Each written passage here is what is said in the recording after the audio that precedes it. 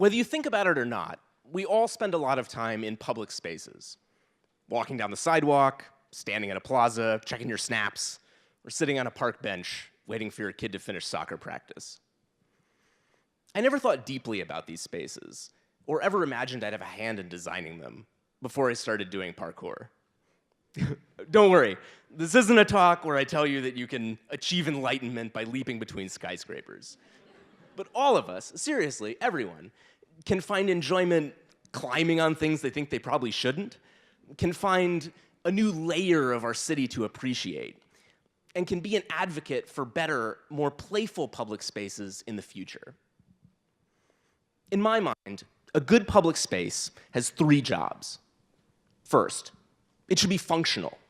If it needs to move people from one train to another, it had better do that seamlessly and without bottlenecks. Second, it should be beautiful. You should feel good when you're in it. Turn your head to look at it as you walk by. And let me be clear, a beautiful, functional space is already a pretty high bar, but it's not enough. A good space should also be active. Something about it should engage you as you pass through it, grab your attention, make you miss your bus. You can do this with art, with sound, music, even with the setting of the space itself, but I like to do it with physical play. See, we're really good at compartmentalizing exercise and play. Even those of us who work out regularly do so in a specific place for a set amount of time and often a little begrudgingly. Playgrounds, and hell, even parkour parks, are amazing spaces for play, but they exist in labeled, defined areas. You're never going to stumble into one. Play that is defined and anticipated in this way lacks this crucial element of, let's say, cheerful transgression that the best play possesses.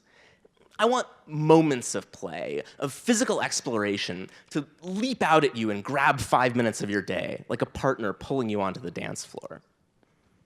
So this is our conundrum, or at least my conundrum. How do we evoke and encourage play from a sometimes reluctant public without explicitly demanding play and ruining all the fun?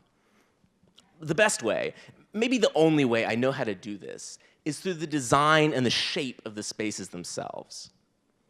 First, parkour and movement play is all about creating connections and drawing lines between obstacles. If your site furniture is spaced too far apart, those connections just get harder to make. Second, variety in everything. Shape, height, spacing, angle. For example, in a lot of plazas, you won't see anything above 16, 18 inches high, the height of a seat wall. Even if no one's jumping around, people enjoy sitting up on things of different heights. So throw in a couple walls, even if you don't have to.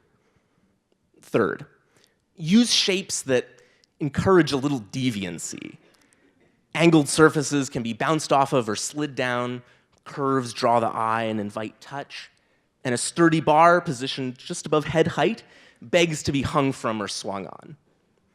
And look, I know, most of us are not in a position where we can make these design decisions ourselves. But we can all appreciate them when we see them out in the wild and then advocate for them in the future. Every time SDOT or Seattle Parks build something new, they have a public interest meeting, sometimes a few. Go to those meetings. Please go to those meetings and ask for things like this. Now, wait. Don't say parkour. Parkour is scary. Don't say playground either. That has a very specific connotation, very specific limitations. Be more general. Say active, fitness, whimsical, intergenerational play. That's a really good one. Finally, and this is important, the best designed public space in the world still is not a playful space without people actually playing on it. This part's up to you. It's up to you. It's up to all of us to make sure that play isn't confined to the playground and exercise confined to the gym. So go out there, balance on the handrails, vault over the benches, and swing on the lampposts. Thank you.